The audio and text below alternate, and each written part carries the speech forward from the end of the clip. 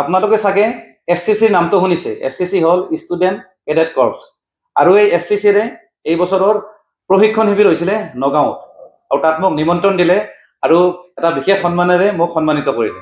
মই আপোনালোকৰ লগত শ্বেয়াৰ কৰি আছো। মই অকণমান মানপত্ৰখন পঢ়ি দিছোঁ দেই। সাদৰ সম্ভাষণ গ্ৰহণ কৰিব ৰাজ্যিক পৰ্যায়ৰ শিক্ষামূলক স্বেচ্ছাসেৱী যুৱ ক্ৰীড়া অনুষ্ঠান ষ্টুডেণ্ট কেডেট কৰ্পছ ৰাজ্যিক সমিতিৰ উদ্যোগত বিভিন্ন জিলা সমিতি আৰু বিভিন্ন শিক্ষানুষ্ঠানসমূহৰ সহযোগত অনুষ্ঠিত হোৱা 2025 বৰ্ষৰ ৰাজ্যিক পুৰস্কাৰ প্ৰশিক্ষণ শিবিৰৰ বঁটা প্ৰদান আৰু আন্তৰিক সম্বৰ্ধনা অনুষ্ঠানৰ এই গৌৰৱময় ক্ষণত আপোনাক প্ৰেৰণা বঁটা 2025 প্ৰদান কৰিবলৈ পাই আমি নথৈ আনন্দিত হৈছোঁ।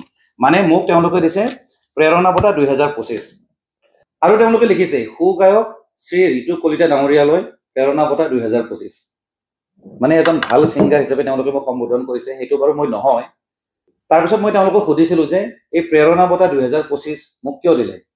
এতিয়া তেওঁলোকৰ বিষয়ববীয়াখিনি ক'লে যে মই এতিয়া যি ধৰণে সমাজৰ কাৰণে বা জাতিটোৰ কাৰণে কথা কৈ আছোঁ সামাজিক মাধ্যমৰ যোগেদি, সেইটো যাতে মই সদায় অটুট ৰাখোঁ, আৰু মোৰ কামেদি যাতে কণ কণ ল'ৰা ছোৱালী হওক বা নৱপ্ৰজন্মই যাতে এটা প্ৰেৰণা পায়, সেই হিচাপত মোক এই সন্মানটো দিছে।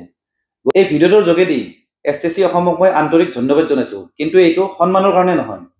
কাৰণটো হ'ল তেওঁলোকে মোক আগন্তুক দিনত যাতে ভাল কাম কৰি যাওঁ আৰু মোৰ পৰা যাতে ভৱিষ্যত প্ৰজন্মই যাতে মোৰ পৰা প্ৰেৰণা পায়, সেইটো যে তেওঁলোকে মোক দায়িত্বটো দিলে, তাৰ কাৰণে তেওঁলোকক মই অশেষ ধন্যবাদ জনাইছোঁ।